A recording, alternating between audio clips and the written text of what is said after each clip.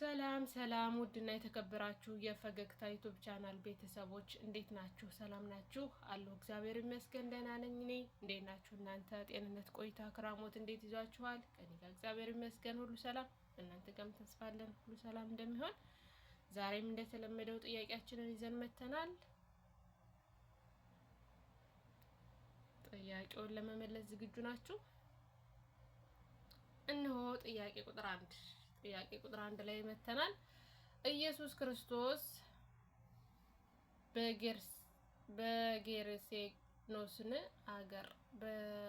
በጌርጌሴኖን አገር በክፉ መንፈስ ከተያዘው ሰው ላይ ስንት አጋንንት አስወጣ?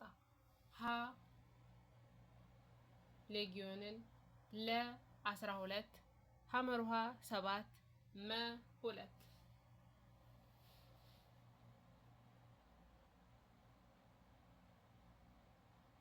መልሳችን ሀሌታ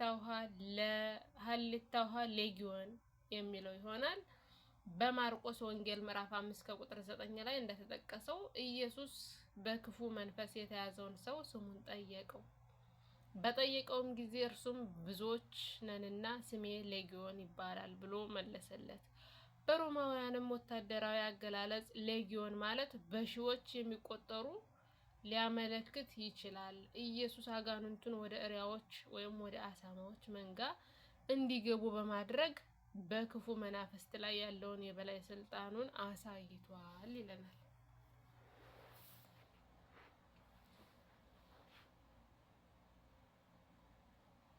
እነሆ ጥያቄ ቁጥር 2 መጥምቁ ዮሐንስ ምን አይነት ልብስ ይለብስ ነበር? መጥምቁ ዮሐንስ ምን አይነት ልብስ ይለብስ ነበር? መጥምቀ መለኮት ቅዱስ ዮሐንስ ምን አይነት ልብስ ይለብስ ነበር? ሀ ሐር፣ ለ ሱፍ፣ ሐመሩሃ በፍታ፣ መ የግመል ጠጉር።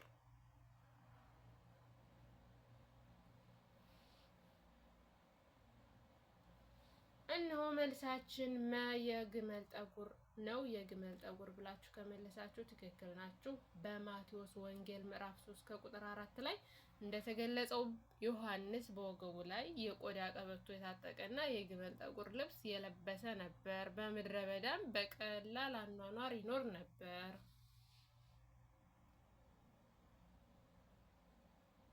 ጥያቄ ቁጥር 3 ላይ ደርሰናል። ጥያቄ ቁጥር 3 ኢየሱስ ክርስቶስ ታዋቂውን የተራራውን ስብከት የሰበከው በየትኛው ተራራ ላይ ነበር?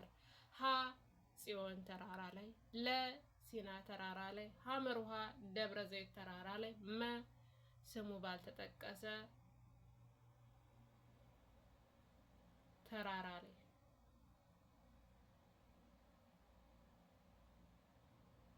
እነሆ መልሳችን መ ስም ባልተጠቀሰ ኮረብታ ተራራ ላይ የሚለው ነው።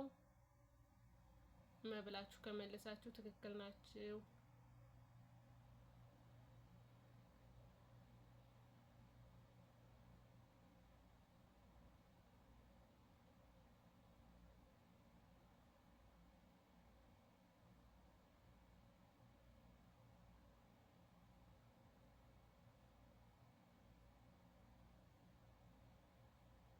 እነሆ ጥያቄ ቁጥር 5 ላይ ደርሰናል። ጥያቄ ቁጥር 5 ኢየሱስ በገሊላ ባህር አጠገብ እንዲከተሉት መጀመሪያ የጠራቸው ወንድማማቾች እነማን ነበሩ? ሀ ያዕቆብና ዮሐንስ፣ ለ ጴጥሮስና እንድርያስ፣ ሐመሩሃ ፊልጶስና ናትናኤል፣ መ ቶማስና ማቴዎስ። እነሆ ትክክለኛ መልሳችን ሐመሩሃ ሳይሆን ለጴጥሮስና እንድርያስ ብላችሁ ከመለሳችሁ ትክክል ናችሁ። በማቴዎስ ወንጌል ምዕራፍ 4 ከቁጥር 18 እስከ 20 ላይ እንደተመዘገበው ኢየሱስ ስምዖን ጴጥሮስና እንድርያስ መረባቸውን ወደ ባህር ሲጥሉ አይቶ ጠራቸው። እርሱም ኑ ተከተሉኝና ሰዎችን አጥማጅ እንድትሆኑ አደርጋችኋለሁ አላቸው። እነርሱም ወዲያውኑ መረባቸውን ትተው ተከተሉት ይለናል።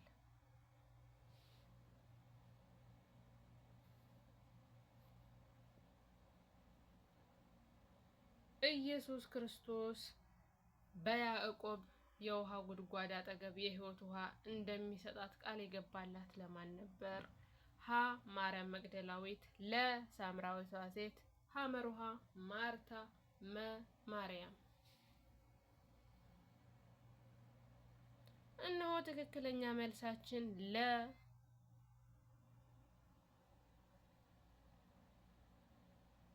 እነሆ ትክክለኛ መልሳችን ለሳምራዊቷ ሴት ናት። በዮሐንስ ወንጌል ምዕራፍ 4 ከቁጥር 1 እስከ 42 ላይ እንደተገለጸው ኢየሱስ በሰማሪያ ባለ የውሃ ጉድጓድ አጠገብ ከአንዲት ሳምራዊት ሴት ጋር ተነጋገረ። ኢየሱስም መንፈሳዊ ጥማትን ለዘላለም የሚያረካውን የሕይወት ውሃ እንደሚሰጣት ገለጸላት። ይህ ውይይት ኢየሱስ መሲህ መሆኑን እንድታውቅና ለሰፈሯ ሰዎች እንድትመሰክር አድርጓታል። ይህ ታሪክ የሚያሳየው የክርስቶስ ወንጌል ማንኛውም ማህበራዊና ባህላዊ እንቅፋቶች ሰብሮ ለሁሉም እንደሚደርስ ነው።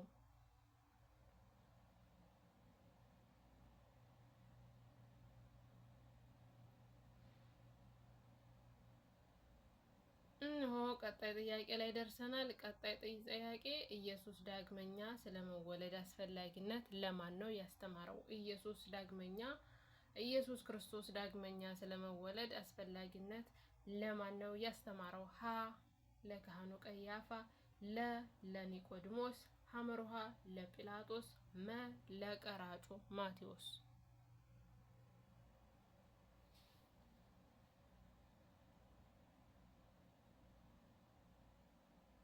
እነሆ መልሳችን ለኒቆዲሞስ ነው። ኒቆዲሞስ ብላችሁ ከመለሳችሁ ትክክል ናችሁ። በዮሐንስ ወንጌል ምዕራፍ 3 ከቁጥር 1 እስከ 21 ላይ እንደተጠቀሰው ኒቆዲሞስ የተባለ የፈሪሳውያን ወገን የሆነ የአይሁድ መሪ በሌሊት ወደ ኢየሱስ መጣ። ኢየሱስም ሰው ዳግመኛ ካልተወለደ በቀር የእግዚአብሔርን መንግሥት ሊያይ አይችልም በማለት እጅግ አስፈላጊ የሆነውን መንፈስ እውነት ነገረው። ይህ ውይይት ድህነት በሃይማኖት ስርዓት ብቻ ሳይሆን በመንፈስ ቅዱስ አማካኝነት በሚገኝ ውስጣዊ ለውጥ እንደሚመጣ ያስተምረናል። ይህ እግዚአብሔርን የሚያምኑ ሰዎች ለዘላለም ሕይወት የሚያገኙበት ድህነት ነውና ዳግመኛ ከመንፈስና ከውሃ ካልተወለደ የዘላለም ሕይወት አይወርስም።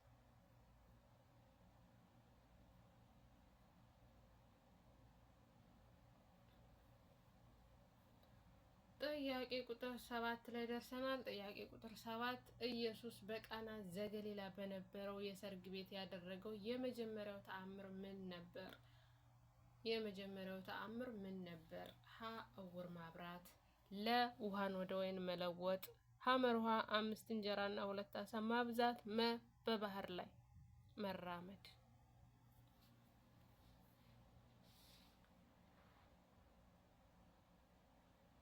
እነሆ መልሳችን ለውሃን ወደ ወይን መለወጥ የሚለው ይሆናል። በዮሐንስ ወንጌል ምዕራፍ 2 ከቁጥር 1 እስከ 11 ላይ እንደተገለጠው ኢየሱስ ክርስቶስ የመጀመሪያውን ተአምር ያደረገው በቃና ዘገሊላ በነበረ የሰርግ ድግስ ላይ ነው። የወይን ጠጅ ባለቀ ጊዜ ኢየሱስ 6 የድንጋይ ጋኖችን በውሃ እንዲሞሉ አዘዘ። ውሃውም ወደ ምርጥ የወይን ጠጅ ተለወጠ። ይህ ተአምር የኢየሱስን መለኮታዊ ክብር የገለጠበትና ደቀ መዛሙርቱን በእርሱ እንዲያምኑ ያደረገበት ክስተት ነው። ይህ የኢየሱስ በተራው የሰው ልጅ ሕይወት ውስጥ ጣልቃ በመግባት እጥረትን ወደ ትርፍ፣ ሐዘንን ወደ ደስታ የመለወጥ ስልጣንን ያሳያል ይለናል። የዛሬው ጥያቄያችን እዚህ ላይ ያበቃል። ጥያቄውን ከወደዳችሁት ላይክ፣ ሼር፣ ሰብስክራይብ፣ ኮሜንት እያደረጋችሁ አበረታቱን። ስለምታበረታቱን ከወዲሁ እናመሰግናለን። ቤቱ አዲስ ከሆናችሁ ያው የተለመደውን ሰብስክራይባችሁ አይለየን። ለዛሬው እዚህ ላይ ይበቃናል። በቀጣይ እስከምንገናኝ ቸር ሰንብቱ። መልካም ቆይታ። ባይ ባይ።